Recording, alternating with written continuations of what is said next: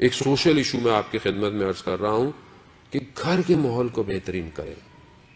میں بار بار تاکید کرتا ہوں عزیزان محترم، گھر اچھا کریں، گھر کے ساتھ گفتگو اچھی کریں، اپنی زوجہ کو اہمیت دیں، اور زوجہ کے لیے بھی ہے ویسے کہ وہ بھی آپ کو اہمیت دے. یہ گھر اگر اچھا ہے تو یہ گھر ملائکہ کے لیے زمین میں تاروں کی طرح چمکے گا. اگر یہ گھر خراب ہے تو یہ جہنم میں لے کے جائے گا بہت سارے لوگوں کو. بہت سارے لوگ کہتے ہیں وہاں صاحب گھر جا ہی نہیں سکتا آدمی، جہنم بنا ہوا ہے گھر.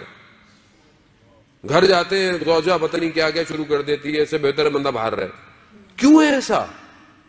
سکون کی جگہ ہونی چاہیے گھر. جب قرآن کہہ رہا ہم نے تم دونوں کو ایک دوسرے کے لیے سکون کے لیے بنایا ہے. مرد حضرات کا بھی مسئلہ ہے، وہ بھی سکون باہر ڈھونڈ رہے ہیں، کوئی آفس میں ڈھونڈ رہا ہے، کوئی انٹرنیٹ پہ ڈھونڈ رہا ہے. کتنی خواتین ہمیں کمپلین کرتی ہیں مولانا صاحب کیا کریں ہم، کسی اور سے باتیں کر رہے ہیں. کیا ہے یہ اسلام ہے؟ تعجب ہوتا ہے کہ متدین لوگ اپنے آپ کو اسلام اور سب لبادہ اوڑے ہوئے، اور کام کیسے ہمارے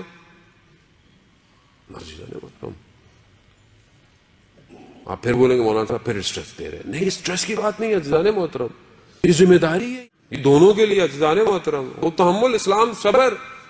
گاڑی کے ویل بیلنسنگ کی ضرورت ہوتی ہے، بیلنس آؤٹ ہو جائے گاڑی ٹھوک جائے گی کہیں نہ کہیں جا کے. تو دونوں ویل صحیح ہونے چاہیے. آپ ایک جگہ سٹیپ نہیں لگا دیں گاڑی ٹیڑھی ہو جائے گی آپ کی. دونوں کو صحیح چلنا ہے. آپ اس کو برداشت کر رہے ہیں، وہ آپ کو برداشت کر رہی ہے. ایک وجود کو برداشت کرنا آسان ہے. آپ تو صبح شام باہر نکال کے ہوا کھا لیتے، نہیں وہ تو سارا دن گھر کے اندر ہے. جن کی زوجہ کام وہ نہیں کرتی وہ تو گھر کے اندر ہے. اگر آپ اس کی زندگی اس کے اوپر سخت کر دیں کہاں جائے وہ تو اپنے ماں باپ کا گھر چھوڑ کر آئی آپ کے لیے تھی.